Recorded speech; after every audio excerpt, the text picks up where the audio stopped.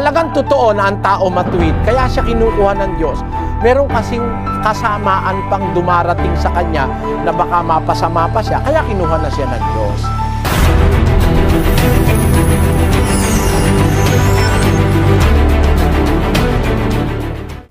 Yung mga taong mababait, yung mga taong mabubuti, kung pumapanaw man sila sa mundo, may kahulugan sa Diyos yun. Basahin natin ang 57:1 ng Isaiah. Ang matuwid na namamatay at walang taong nagdadamdam at mga taong mahabagin ay pumapanaw, walang gumugunita na ang matuwid ay naalis sa kasamaan na darating. Ang tao talagang matuwid, talagang matuwid sa Diyos, mabuting tao. Kaya minsan sila kinukuha ng Diyos kasi merong kasama ang dumarating, baka sila'y mapasama pa, kinukuha na sila ng Diyos. May kasama ang nakikita ang Diyos darating sa kanila, kaya kinuha na sila ng Diyos. Siguro, yung mga sinasabi mong tao, kaya kinuha na sila ng Diyos, kung matuwid sila, nilalagyan ko yung benefit of the doubt. Kasi iba kasi yung matuwid sa Diyos, iba yung matuwid sa tao.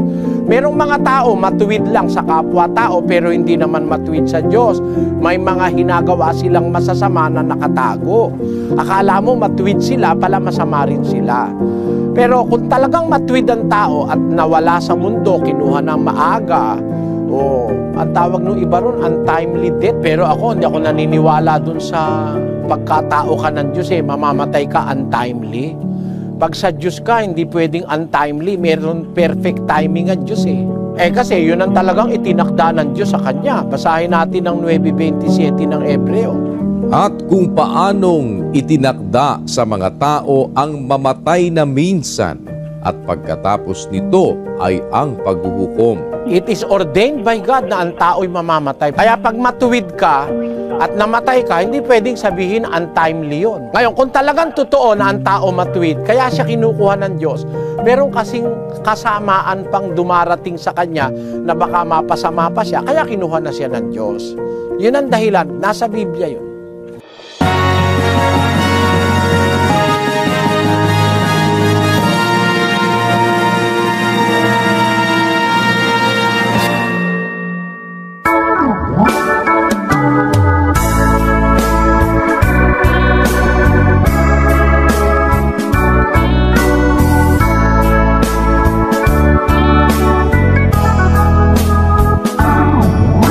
Hirap, seryo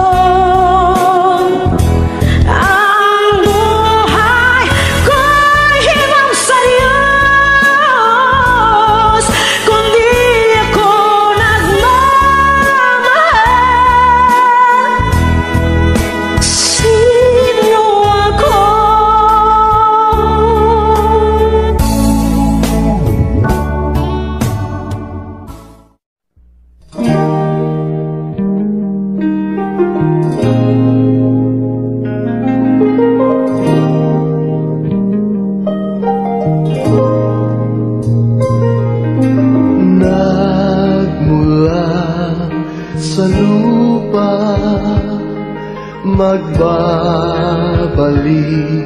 na kusa ang buhay mo sa lupa nagmula.